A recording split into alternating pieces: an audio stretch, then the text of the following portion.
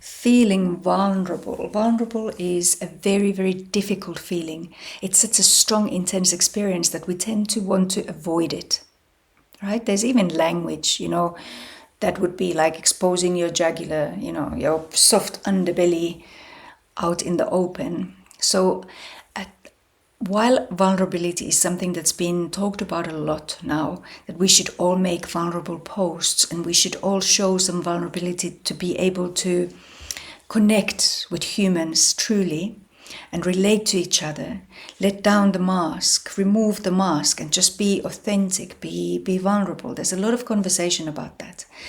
But I would like to expand this conversation to your professional life, because vulnerability is absolutely key for us to be able to tolerate in order to move up to the next level.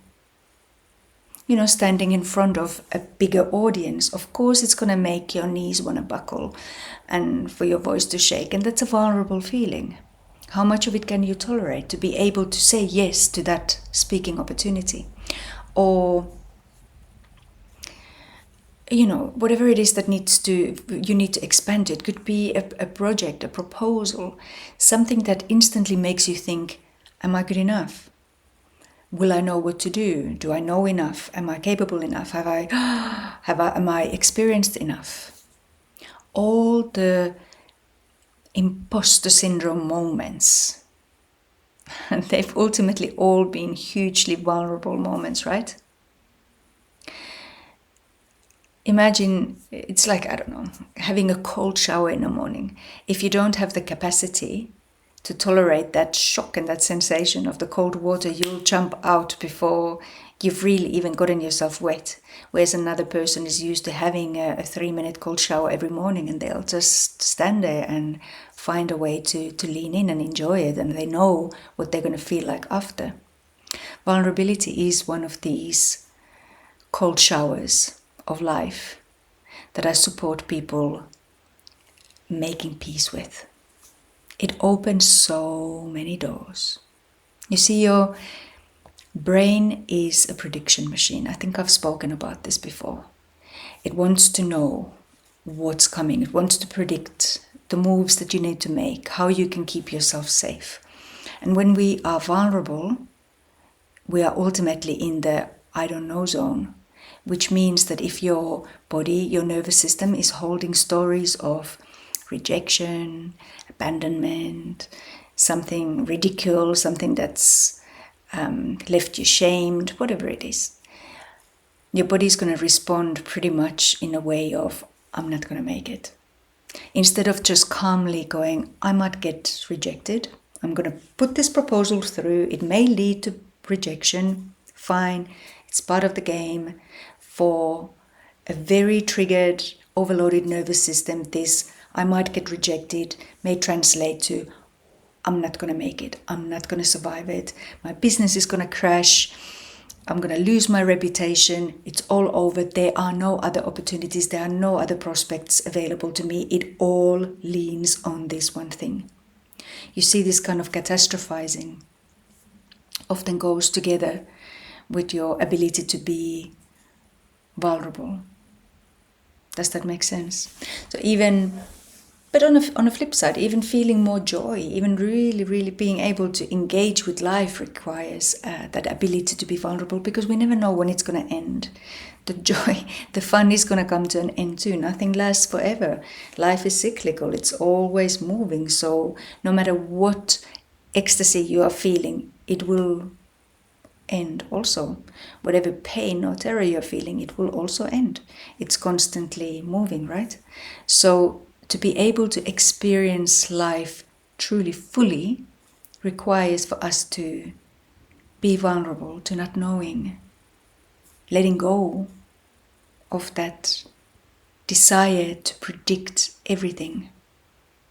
Say yes anyway. So say no anyway. Are there moments in your life that cause you to start over-explaining? Instead of a no being a complete sentence, do you find yourself over-explaining? Or keeping super busy or researching the hell out of the subject. Maybe these are less personality traits and more protection mechanisms. And somewhere at the root of it, I think vulnerability is part of the landscape of where those reactions are coming from. Can you relate to this? Can you identify yourself somewhere there? Can you think of a moment in your day or your week where it makes you feel a little bit vulnerable?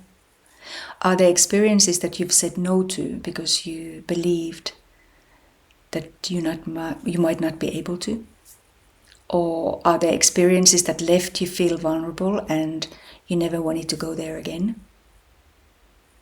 It's just uncharted territory. Yeah. And this is one of the really important things I work with my clients on, right?